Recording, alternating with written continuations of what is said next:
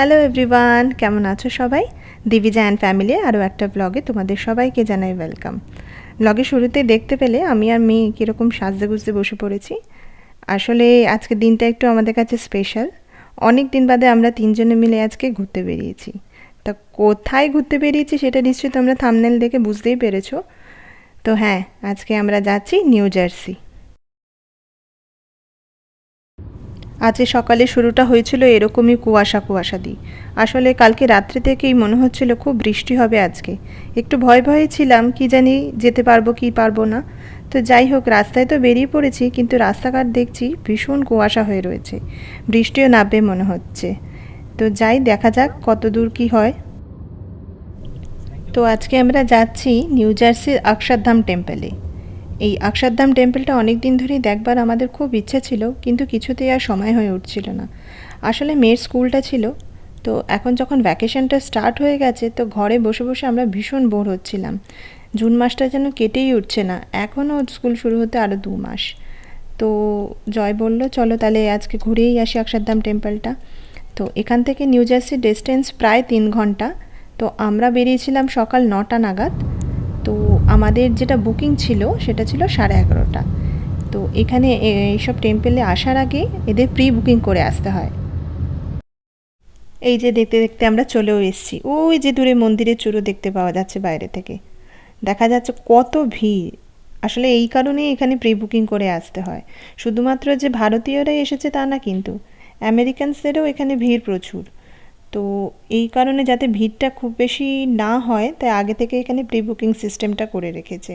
মানে যতজন বুকিং করবে ততজন ওই স্লটে ঢুকতে পারবে আর কি। বিভিন্ন টাইমিং দেওয়া থাকে, এই কজন এই টাইমিংয়ে, ওই কজন ওই টাইমিংয়ে। তো তো চলুন এবার আমরা ভেতরে যাই।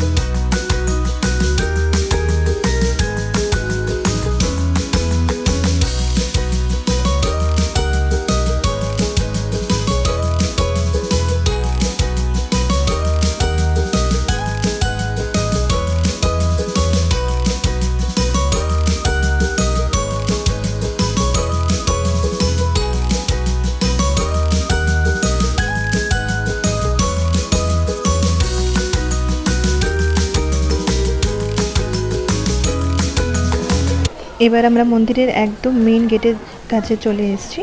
তো এখানে ওই টিকিট, প্রি বুকিং টিকিটটা চেক হবে, তারপরে আমরা ভেতরে ঢুকবো।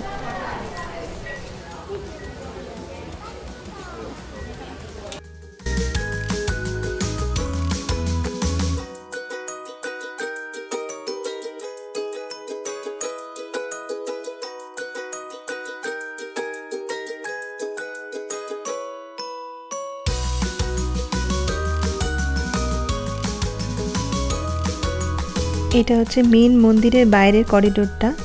কি অপূর্বভাবে সুন্দর করে সাজানো রয়েছে দেখুন। এখানে এখন লোকেরা দাঁড়িয়ে দাঁড়িয়ে ছবি তুলছে আর কি। আসলে ভেতরের মেন যে মন্দির, ওখানে ছবি তোলা নিষেধ। বলো কি দরকার, কেমন লাগছে? গাড়িতে তো কান্না করছিল, আসবো না আর কতক্ষণ মাথা ব্যথা করছিল। এইদিকে ওই যে পাপা চলে এসেছে। এটা হচ্ছে ভগবান বিষ্ণুর শ্রীচরণ। এখানে যে যার ইচ্ছে মতন নিবেদন করে আর কি।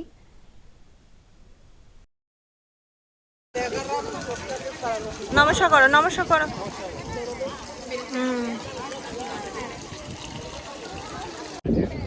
এবার আমরা মেন মন্দিরের ভেতরে ঢুকবো, কিন্তু দুঃখের বিষয় হলো এর ভেতরে আমাদের আর ক্যামেরা অ্যালাউ করবে না, তাই আপনাদেরও আমি ভেতরের ছবিগুলো দেখাতে পারবো না।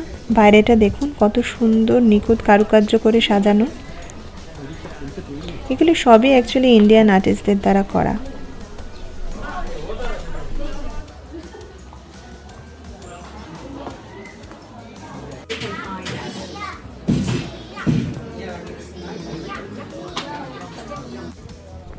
আমাদের ভেতরে মন্দির দর্শন হয়ে গেছে, এখন আমরা বাইরে বেরিয়ে এসেছি।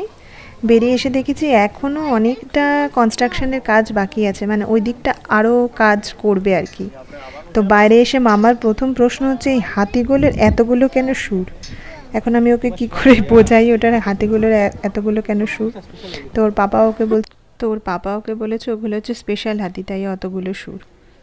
তো এখন আমরা একটু যাচ্ছি রেস্টুরেন্ট।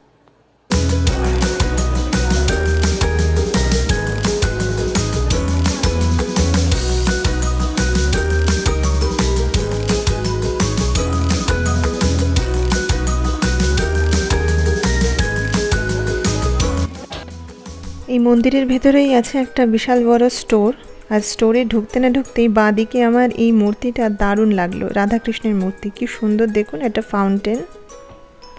এবার ভেতরে ঢুকলে দেখা যাবে অনেক বই, জামা কাপড়, ঠাকুরের সিংহাসন, ধূপকাঠি, ব্যাগ, অনেক কিছু এখানে পাওয়া যায়।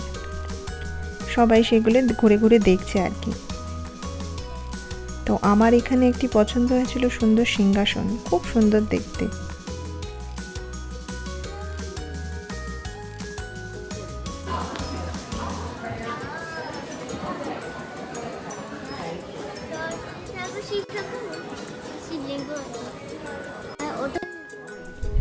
আমি এই মন্দিরটার কথাই বলছিলাম, দেখুন কি সুন্দর। এখন ঘড়িতে প্রায় বাজে 1:45, পেটে খিদে চুচু করছে, তাই আমরা চলে এসেছি এখানকার ক্যাফেটেরিয়াতে। ক্যাফেটেরিয়াটা একবার ঘুরে দেখাই আপনাদের, দেখুন। তো আমরা দুজন এখানে নিয়ে নিয়েছি দুটো থালি। তো এখানে রাইস দিয়েছে, 3 রকমের তরকারি, ধোকলা, পরাঠা আর ডেজার্টে একটা লাড্ডু। আর আমার মেয়ে নিয়েছে একটা ফ্রেঞ্চ ফ্রাইস। ও এতেই খুশি, ওর ফ্রেঞ্চ ফ্রাইস খেয়েই নাকি পেট ভরে যাবে। তো যাই হোক, ও ফ্রেঞ্চ ফ্রাইসটা খাচ্ছে আর আমি সাথে সাথে ওকে একটু করে ভাতও খাইয়ে দিচ্ছি।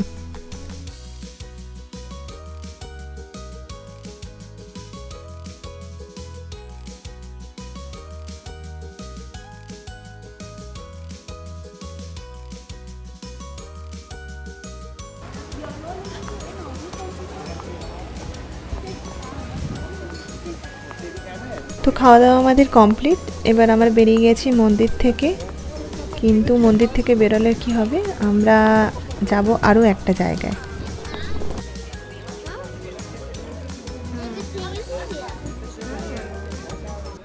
আচ্ছা, বেরোনোর আগে আপনাদের দেখিয়ে দিই, গেটে বেরোনোর মুখেই আমরা দেখতে পেলাম এখানে একটা সুন্দর ভারতের মানচিত্র করা আছে। আর ভারতের যেই প্রান্তে যেখানে বিশেষ বিশেষ মন্দিরগুলো রয়েছে, মানে তীর্থস্থান, সেগুলো এখানে মডেল করে রেখে দেওয়া হয়েছে। যেমন উড়িষ্যায় আমি দেখতে পাচ্ছি যে জগন্নাথ দেবের মন্দির, তারপরে উত্তরে কেদারনাথের মন্দির, আসামে কামাখ্যা মায়ের মন্দির, সব মন্দিরগুলোর এখানে মডেল রয়েছে।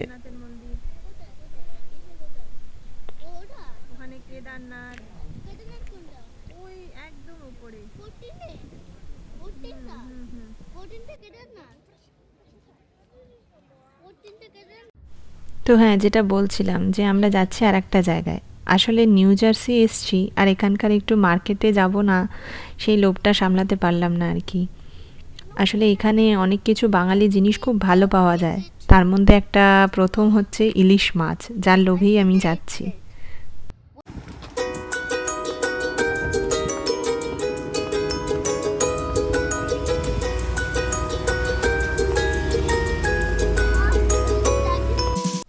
তো যার খোঁজে এসছি আমি তা পেয়ে গেছি, দেখুন এখানে ইলিশ পাওয়া গেছে।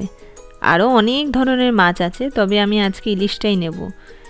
এই ইলিশটার দাম পড়ছে পার এলবি প্রায় $9 মতো। তো একটা ইলিশ কাটতে দেওয়া হয়েছে, এখন তারই অপেক্ষা করছি। আর চারিদিকে দেখুন কত রকমের মাছ এখানে পাওয়া যায়। শুধু মাছ না, আমি এখান থেকে একটা স্পেশাল জিনিস নিয়েছি, সেটা হলো মোচা। একটা মোচা পেয়েছি আমি, জানি না কতদূর রান্না করতে পারবো, তবে নিয়ে তো নিয়েছি। এই যে আমাদের বোধহয় মাছটা না সিলেক্ট করছে। তো এই দেখুন একটা রুই, বিশাল বড় রুই, আমরা খেয়ে শেষ করতে পারবো না। আগে ইলিশটা শেষ করি, তারপর আবার একদিন এসে এটা নিয়ে যাব। আসলে আমরা যেখানে থাকি সেখানে এতটা অথেন্টিক বাঙালি জিনিসগুলো পাওয়া যায় না, তাই ওখান থেকে সবাই নিউ জার্সিতেই আসে এইসব জিনিসপত্রগুলো কেনাকাটা করতে। ওই জন্যই আরও এখানে আসা। তো আমাদের মাছ নেওয়া হয়ে গেছে, মোচা নেওয়া হয়ে গেছে, আর একটা কলমি শাকের আটি নিয়েছি। তো এই নিয়েই আমরা যাব, বাকি সব কিছু আমরা আমাদের ওখানেই পেয়ে যাব। তো এই 3টে জিনিস নিয়ে তো হ্যাঁ, এই কটা জিনিস নিয়ে এবার চললাম আমরা বাড়ি। আজকের মতন তাহলে আমার এই ব্লগটা আমি এখানেই শেষ করলাম। যদি ভালো লাগে প্লিজ একটু সাবস্ক্রাইব আর লাইক করে দেবেন। তো দেখা হবে আমার একটা নেক্সট কোনো ব্লগে। আজকের মতন টাটা।